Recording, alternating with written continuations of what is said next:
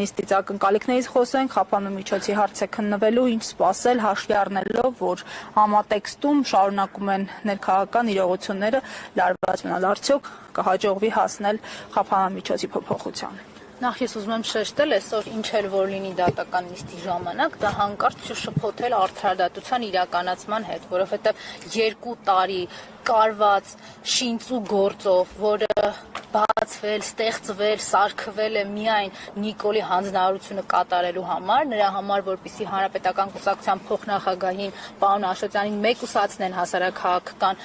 գործընթացներից, միայն նրա համար, որ պարոն Աշոտյանը դադարի ճշմարտությունը պատմել Հայաստանի քաղաքացիներին, ինչ էլ որ լինի այսօր, դա արդարադատության իրականացում չի լինելու։ Պարոն Աշոտյանը 2 տարի անազատության մեջ է, այն դեպքում, երբ որ 1 օրվա անազատության մեջ լինելը անգամ հիմնավորված չի արդարադատության տեսանկյունից, իրավական process այս գործի մեջ չկա եւ Հայաստանի քաղաքացիները եթե հնարավորություն ունենային վկաների հարցաքննությունը հենց ուղիղ եթերով դիտելու, եթե իհարկե Նիկոլա Հպատակ դատանը չառարկեր, ընդ որում նաեւ դատախազության առարկություններ չլիներ, կտեսնեին, որ այստեղ պարոն Աշոտյանի մասին գործ չկա, խնդիրը ինչ է, հանցագործություն կա թե չկա, գործը պարոն Աշոտյանի մասին չի, այսինքն ցանկացած իսկ կարող են Հայաստանում տեղի ունեցած ինչ-որ մի դրվագով, որը ընդհանրապես մեր հետ կապ չունի, վերցնել եւ մեզ էլ սարքել, այդտեղ, չգիտեմ, մեղադրյալ, կասկածյալ կամ հետապնդումների ենթարկել, տրամաբանությունն էսպիսին է, որովհետեւ նույնիսկ ոչ մի տրամաբանական շղթագործողությունների իրենց չեն ծանրաբեռնել, որպեսզի պարոն Աշոտյանի դեպքում գտնեն այդ շղթան։ Հետևաբար ակնկալիք դատարանից ես չունեմ, ընկալումս հետեւյալն է, որ ամեն դեպքում դատարանի այս կազմը Դոլմազյանի գլխավորությամբ պիտի իր մեջ այդ ուժը գտնեն դադարեցնելու քաղաքական հետապնդումը, թե չէ արդարադատությունը կհաստատվի այն ժամանակ, երբ որ պետությունը վերականգնվի եւ պարզվի, թե այդ ում զանգով որ մեկը չկարողացավ պարոն Աշոտյանին կալանք չտալ, հասկանում եք, այդ տրամաբանության մեջ է վերականգնվելու։ Իսկ հիմա ուղղակի պետք է դադարեցնել այս քաղաքական հետապնդումը եւ որքան շուտ դադարեցնեն իրենք պարոն Աշոտյանի նկատմամբ քաղաքական հետապնդումը, այդքան ավելի մեղմ կլինի հետագայում այս իրավական process-ներով, այս զանգովի եւ պատվերով արդարադատություն իրականացրածների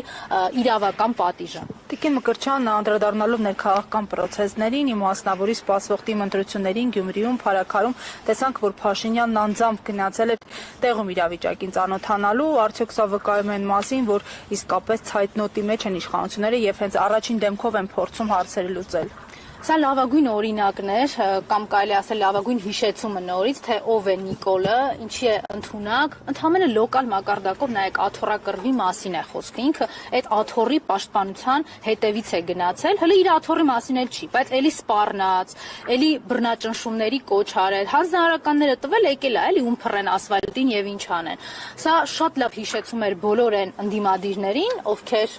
գոնե թե հայտարարում են, որ Նիկոլի դեմ են պայքարում, շնայց մեկ-մեկ շեղվում են Հանրապետական կուսակցությունը անհասկանալի նպատակներով,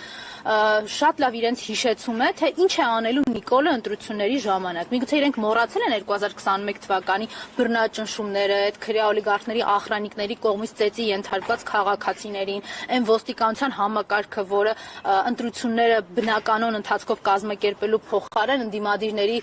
շտաբերի այնպես էր անում, որ աշխատանքը կասեցի։ Միգուցե մոռացել էին այն հեղինակազրկված ԱԱԾ-ին, որը պատրաստ է ամեն ինչ անել Նիկոլի աթոռը պահելու համար, ինքը երեք լավագույնս հիշեցրեց, որ նույնիսկ Գյումրիում աթոռը պահելու համար իրենք պատրաստ են ասֆալտին ծեփել յուրաքանչյուրին, ինչ ազատ ընտրությունների մասին է խոսքը։ Երեք Նիկոլ Փաշինյանը փակեց Գյումրիում ազատ ընտրությունների թեման, արդար ընտրությունների թեման, որտեղ գնաց ու տվեց այն բոլոր հանձնարարականները, որոնք կան։ Կարծեմ հիմա եւս մեկ անգամ առիթ է նշելու, որ Հանրապետական կուսակցությունը այս սրա մասին է ասում, որ ասում է պետք չի Նիկոլի հետ որևէ process-ի գնալ եւ անունը դնել, որ սա քաղաքականություն է։ Չէ, սա քաղաքականություն չի, սա դավադրություն է պետության դեմ, դավաճանություն է հայ հասարակության նկատմամբ, հետեւաբար այդ դավաճանությունն է պետք կանխել, ոչ թե մտածել ընտրությունների մասին։ Այսօր արդեն միացավ երկրորդ եւ երրորդ նախագահների թիմակիցների միջև արկա, հերակա, այսպես ասենք, վեճին Նիկոլ Փաշինյանը, թե ով է իրեն բերել իշխանության, լիդո որակումներ էր տվել, ծանոթ է իր գրառումներին, մոտ, եթե չեմ սխալվում, 3-4 գրառում է արել այդ թեմայով։ Ծանոթ եմ եւ շատ ուրախ եմ, որ սկսել է անհանգստանալ այդ թեմայից, որտեղ դեռևս ոչ վաղ անցյալում իր համար միայն ջղաձգումների եւ այդ ներվային ցնցումների մեջ ընկնելու թեման իրեն կապիտուլյանտ եւ դավաճան ասելն էր, որովհետեւ ինքը հասկանում էր, որ այն դավաճանությունը, որ գործել է, այդ թուրք-ադրբեջանական տանդեմի հետ իր պայմանավորվածությունները այլևս հայ հասարակության համար գաղտնիք չեն։ Հիմա հաջորդ բացահայտումն է տեղի ունեցել եւ հայ ժողովուրդը վստահ արդեն գիտի, որ 2018-ին ինքը չի Նիկոլին բերել իշխանության։ 2018 թվականին թուրք-ադրբեջանական փողերով միջնորդավորված այն արտաքին տերերի միջոցով, որոնց օգնությամբ կազմակերպել էր Հայաստանում պետական հեղաշրջումը, այդ դրա մեջ հայ ժողովուրդը ընդամենը ֆոն է եղել եւ ներողություն, բայց ամենավերջին եւ կեղտոտ ստերով օգտագործել են Հայաստանի հասարակությանը։ Այս սրանից էլ է իհարկե Նիկոլը վախենում, որովհետեւ պետական հեղաշրջում կազմակերպած անձը իրապես պիտի վախենա։ Այն իշխանությունը կիսամաշ դեմքեր, ընտրակեղծարարներ։ Ուրեմն ընտրակեղծարարը ինքն է, ուզուրպացիա իրականացրել է Հայաստանի Հանրապետությունում միայն ինքը, իշխանազավթն ինքն է եղել, իսկ Հայաստանի Հանրապետության 3-րդ նախագահին իշխանություն տվել է հայ ժողովուրդը։ Եվ կարող եմ ասել ինչ համար է իշխանություն տվել։ Արցախը ազատագրելու, Հայաստանը անվտանգ պահելու համար եւ 10 տարիների ընթացքում Սերժ Սարգսյանը փառքով կատարել է վերաապացուցելով այն փաստը, որ ինքը 42,000 քառակուսի կիլոմետր հայրենիք է կարողանում պահել զրո սպառնալիքներով ու չի գալի ժողովրդին ամեն 6 ամիսը մեկ Նիկոլի պես ասում վերջ պետության սպառնալիքի, պետության գոյության սպառնալիքի առաջ ենք կանգնած։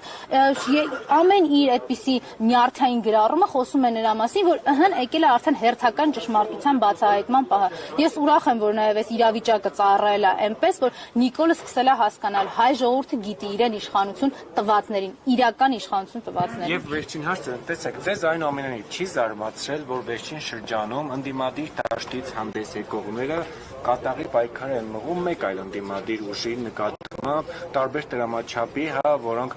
շատ ուղիղ կապ ունեն Ռոբերտ Քոչարյանի հետ։ Ինչով եք պայմանավորվում վերջին շրջանում ակտիվություն սկսել ցուցաբերել Անդրանիկ Թևանյանը, որը եղել է Հայաստան դաշինքի պատգամավոր։ Շատ է զարմացնում եւ ես չեմ կարողանում հասկանալ, օրինակ TV5-ի տաղավար ինչի է պետք օգտագործել ստեր տիրաժավորելու համար։ Նույնիսկ եթե դրանք գրվել են Ռոբերտ Քոչարյանի գրասենյակում կամ արտաբերվում են Ռոբերտ Քոչարյանի գրասենյակի ղեկավարի կողմից, ինչի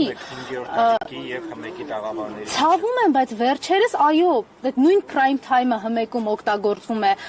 ստեր տիրաժավորելու համար, նույն ժամանակամիջոցը TV5-ում օգտագործվում է ստեր տիրաժավորելու համար։ Այսինքն մենք համարում ենք, որ Նիկոլի սպառնալիքն է վերացել։ Ինչի են Ռոբերտ Քոչարյանի գրասենյակից, գրասենյակի ղեկավարի կողմից եւ մնացած այդ քաղաքական շրջապատին տրամադրվում թեզեր, ընդ որում իրար հակասող թեզեր։ Գիտեք, մեկ ասում է դուք 2018-ից այնքան մեծ ռեսուրս, 2008-ից ներողություն, այնքան մեծ ռեսուրս ունեք, որ անդադար քննադատում եք, այն մյուսը հաջորդ երեկոյան գալիս ասում է դե դուք ինչ ռեսուրս ունեք, որ մենք ձեր հետ դե մի հատ կողմնորոշվեք, մենք ռեսուրս ունենք, ռեսուրս չունենք ընդհանրապես, կամ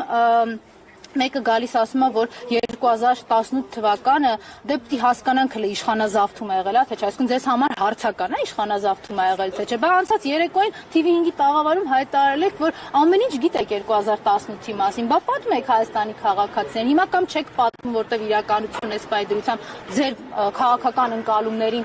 չի համապատասխանում, դուք դա եք ուզում արածնեք, կամ չգիտեք, կամ միգուցե ես մտածում եմ մարդիկ, ովքեր տարբեր ժամանակահատվածներում այս 7 տարվա ընթացքում Նիկոլին վարչապետ են անվանել, պարոն վարչապետով են դիմել, իրենց համար այո դժվար է ամբողջ իրականությունը ընկալել, բայց ցավն կայանում է նրանում, որ դա իրենք փորձում են տիրաժավորելով այդ սուտը